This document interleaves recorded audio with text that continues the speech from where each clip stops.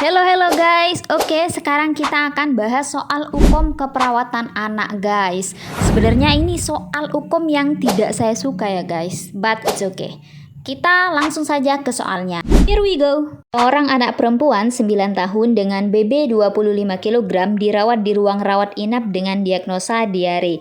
Saat dilakukan pengkajian, suhu tubuh 39,3 derajat Celcius, heart rate 100 kali per menit, RR 25 kali per menit. Berapakah IWL pada anak tersebut? Oke guys, soal pertama tentang IWL nih, insensible water loss. Masih ingat rumusnya atau masih lupa? Oke, kita bahas bersama ya. Untuk rumus IWL dengan kenaikan suhu, itu rumusnya IWL normal ditambah 200 dikali suhu saat ini dikurangi 36,8. Itu suhu normal ya. Nah, berarti sekarang kita cari IWL normalnya dulu guys. Cara cari IWL normal itu 30 dikurangi usia dikali berat badan. Ya, itu caranya. Sekarang langsung kita masukkan. Berarti 30 dikurangi usianya berapa? 9 dikali berat badannya 25 sama dengan 30 dikurangi 9 21. 21 dikali 25 sama dengan 525 ya guys. Oke, IWL normalnya sudah ketemu, berarti tinggal kita masukkan ke rumus IWL dengan kenaikan suhu. Berarti 525 ditambah 200 dikali dengan suhu saat ini 39,3 ya guys, dikurangi 36,8.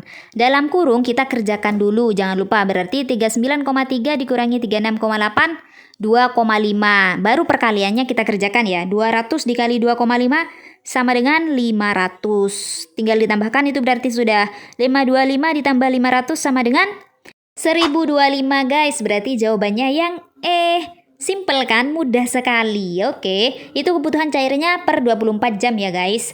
Sekarang kita lanjut soal kedua.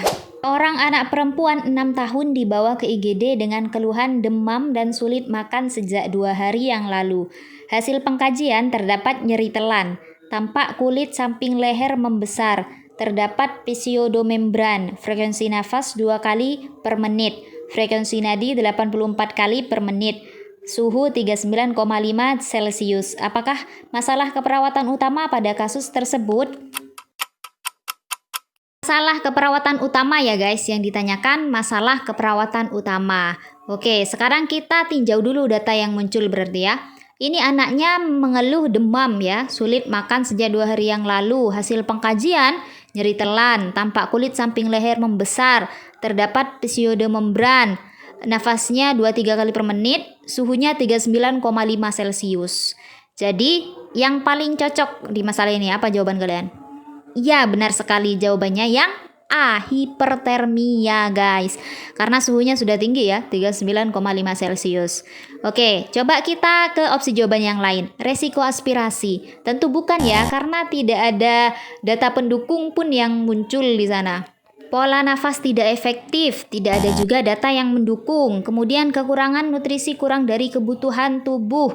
Ini juga kurang datanya, meskipun sedikit muncul di sana ya, terdapat nyeri telan, tidak sulit makan sejak 2 hari yang lalu, tapi masih kurang untuk ditegakkan kekurangan nutrisi, kurang dari kebutuhan tubuh. Tidak ada data yang menunjukkan penurunan berat badan seperti itu dan lain-lainnya. Kemudian hipervolemia juga bukan ya, gak ada tanda-tanda ke sana.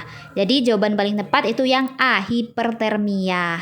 Oke, question number 3. Seorang anak laki-laki 1 tahun dibawa ke IGD oleh ibunya dengan keluhan sejak 10 menit yang lalu. Ibu mengatakan anak sedang minum susu sambil berbaring, lalu tiba-tiba sesak. Hasil pengkajian, frekuensi nadi 115 kali per menit, suhu 36 derajat Celcius, dan frekuensi nafas 45 kali per menit. Tampak retraksi dinding dada, terdapat suara ronci, dan tampak bekas susu dari mulut anak. Apakah kriteria hasil yang diharapkan perawat berdasarkan kasus di atas? Oke, apa nih kriteria hasil yang diharapkan dari kasus ini guys? Nah, untuk menentukan kriteria hasil, kita harus tahu dulu diagnosanya, kita harus tahu dulu masalahnya ya.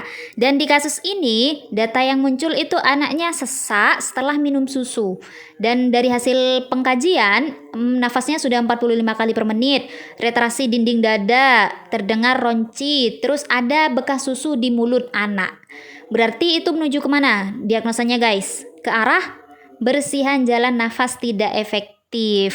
Karena jelas ya guys, itu ibu mengatakan anak sedang minum susu sambil berbaring, lalu tiba-tiba sesak, ada suara ronci, dan saat pengkajian pun bekas susu di mulut masih ada. Jadi jelas itu bersihan jalan nafas tidak efektif. Di kriteria hasil untuk diagnosa ini apa guys? Iya benar sekali, yang E, jalan nafas paten. Oke, kita next soal keempat. Orang bayi 9 bulan dibawa ke puskesmas untuk mendapatkan imunisasi.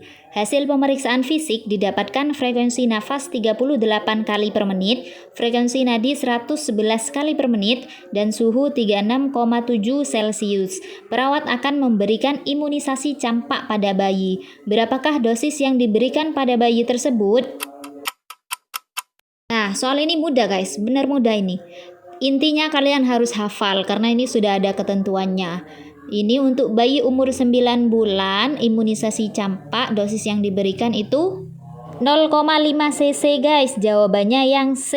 Nah, ini guys, ada beberapa ketentuan tentang imunisasi pada anak. Silakan difahami, dibaca, dimasukkan ke memori.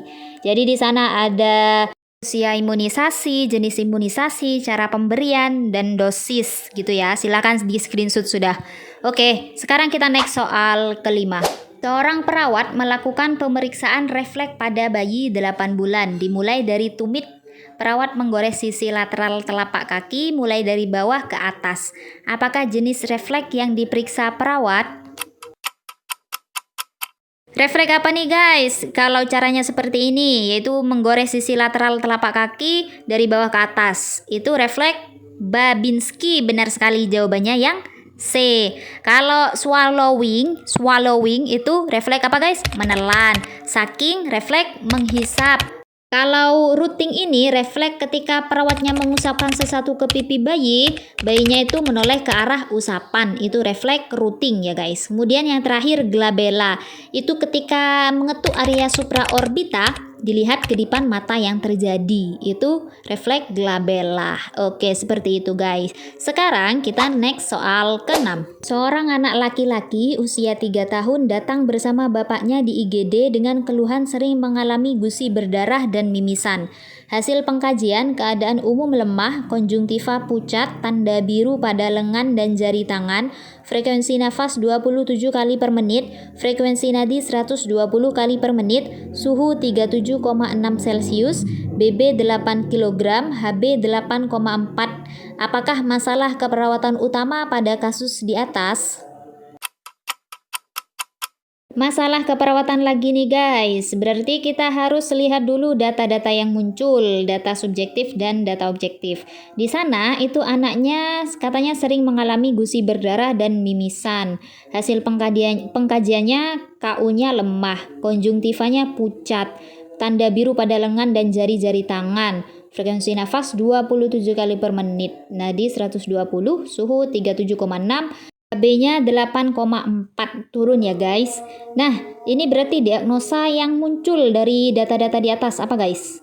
Iya, jawabannya yang B, ketidakefektifan perfusi jaringan perifer. Karena itu sudah jelas ya, anaknya lemah, konjungtivanya sudah pucat, ada tanda biru pada lengan dan jari-jari tangan. HB-nya pun juga sudah turun. Kalau hipertermia masih kurang ya guys untuk diangkat jadi masalah keperawatan utama karena suhunya masih 37,6. Kemudian risiko perdarahan jelas guys, itu bukan ya karena di sana anaknya sudah mengalami gusi berdarah dan mimisan. Kekurangan nutrisi kurang dari kebutuhan tubuh, ini tidak ada data yang mengarah ke sini ya guys. Keletihan itu juga salah. Jadi jawabannya yang B, ketidakefektifan perfusi jaringan perifer. Oke, sekarang soal ke-7. Seorang anak berusia 4 tahun dengan BB 20 kg terkena luka bakar di bagian tangan kiri dan tangan kanan. Hasil anamnesa, pasien terlihat lemas. Berapakah kebutuhan cairan dalam 24 jam pada kasus tersebut? Oke, ini kebutuhan cairan pada anak ya guys. Di sini dia dengan kasus luka bakar. Oke, kita pakai rumus Baxter ya guys yang pada anak karena berbeda sama yang dewasa. Lebih simpel yang dewasa sih. Untuk anak rumusnya itu 2 mili dikali berat badan dikali luas luka bakar ditambah kebutuhan faal. Dan berarti kita masih harus terlebih dahulu mencari luas luka bakar sama kebutuhan faalnya. Kalau luas luka bakar tentu kita pakai rule of 9 ya guys. Dan ini untuk anak ya, rule of 9 berbeda sama yang dewasa.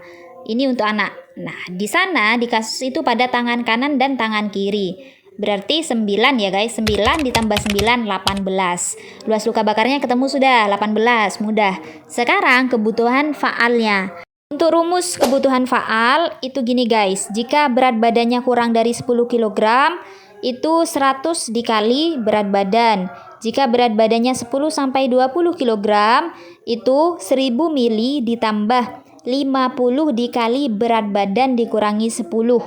Kemudian jika berat badan anaknya lebih dari 20 kg itu 1500 mili ditambah 25 dikali berat badan dikurangi 20.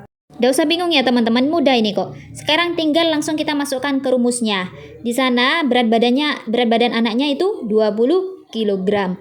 Berarti pakai cara yang kedua ini ya. 1000 mili ditambah 50 dikali berat badannya 20 dikurangi 10. Dalam kurung kita kerjakan dulu ya. 20 dikurangi 10 sama dengan 10. 50 dikali 10 sama dengan 500. Berarti tinggal ditambahkan 1000 ditambah 500 sama dengan 1500. Itu kebutuhan faalnya 1500 per 24 jam. Ketemu sudah kebutuhan faal. Sekarang kita tinggal mencari kebutuhan cairannya. Rumusnya yang barusan 2 mili dikali 20 berat badannya ya. 20 dikali luas luka bakarnya berapa tadi? 18 ditambah 1500. Berarti tinggal dijumlah itu dah guys, kalkulatornya dong. Perkalian dulu ya, diselesaikan. 20 kali 2 dikali 18 sama dengan 720 itu guys. Ditambah 1500 sama dengan 2220. Jawabannya yang B guys. Mudah, oke? Ini mudah, tenang. Itu mudah, tinggal biasakan ngerjakan soal aja.